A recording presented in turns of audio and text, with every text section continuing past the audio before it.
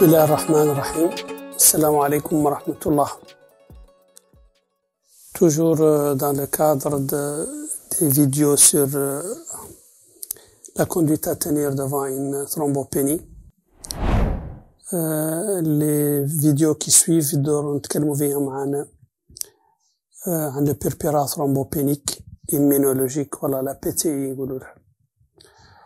le purpura thrombopénique immunologique أصلا قديما كان يسمى le purpura thrombopénique idiopathique. Comme on a découvert son mécanisme immunologique, l'appellation actuelle c'est donc PTI ou la purpura thrombopénique immunologique. Donc en guise d'introduction, la première vidéo donc l'introduction concernant le purpura thrombopénique immunologique. وهذه la pathologie, c'est une pathologie comme son nom l'indique, c'est une pathologie immunologique, maladie auto-immune. Donc il y a des anticorps qui sont dirigés contre les plaquettes qui font que ces plaquettes sont détruites prématurément vers la circulation. Voilà, la rate. Et donc, c'est une maladie auto-immune. Le seuil de définition, voilà, le seuil à partir duquel on considère qu'il y a une thrombopénie a été modifié.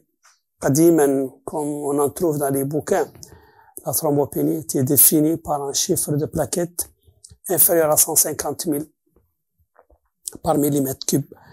Mais la tendance actuelle, les chiffres actuels montrent que la thrombopénie est considérée, les chiffres ont changé. La thrombopénie a considéré les plaquettes moins de 100 gigas, voilà, de 100 000 plaquettes par millimètre cube.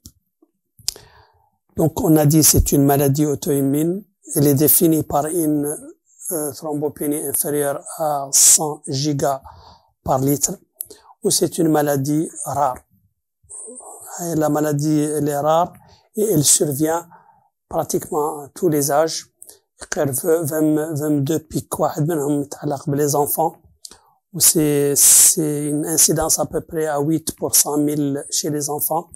Alors que chez l'adulte, l'incidence aux alentours de 3,5 pour 100 000 cas par 100 000 habitants.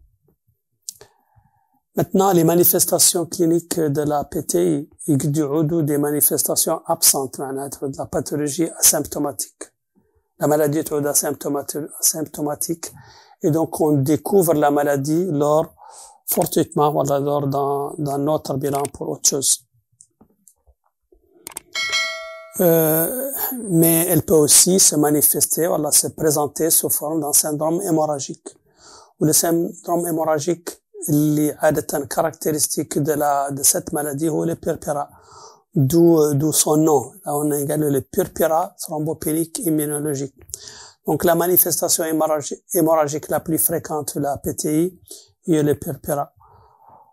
Mais aussi les autres causes possibles de syndrome hémorragique, les autres manifestations possibles de syndrome hémorragique est de l'air, comme c'est le cas par exemple des hémorragies digestives ou épistaxis ou gingivorragie ou hémorragie intracrânienne.